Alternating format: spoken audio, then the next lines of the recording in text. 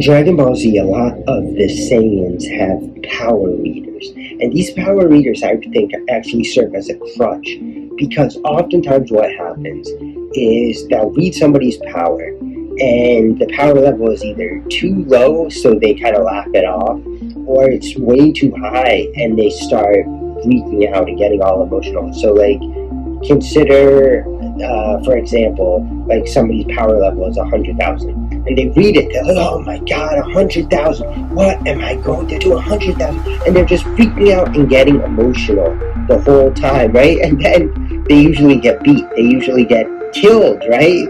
So in life, though, how often does that happen when we face a big challenge, something that seems insurmountable, something that seems really difficult to overcome? How often do we fixate on the power level and not on figuring out what to do to actually overcome the challenge? See, in Dragon Ball Z, what they should do, they should read the power, yeah, get a feel for the strength, but then they need to detach, they need to step back, and they need to use strategy and think, how's the best way to go about this?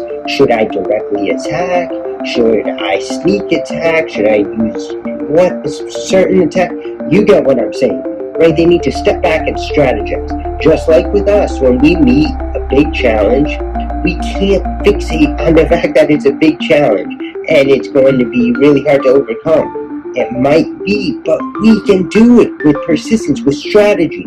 So we need to step back first off. We need to detach ourselves from whatever it is, and then we need to think. We need to think, what's the best way for me to go about this?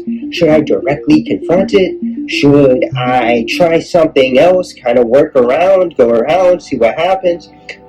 But trust me, this is the best way to be, because if we let ourselves get emotional, like the Saiyans in Dragon Ball Z often do, or the Ginyu Force or Frieza, when they read the power level and they start freaking out, it's like their game gets thrown off and they just lose their advantage. That's what happens to us when we freak out about challenges and we think too much about, oh, I can't do this, this is too difficult, this is too hard of a challenge. We're never going to win like that. We need to step back, we need to detach, we need to strategize and think up the game plan on how we do it. I guarantee in Dragon Ball Z, if more of the Saiyans did this, they would win every time. They would not lose if they use strategy. Just like there's no way we can lose if we have a plan and we strategize.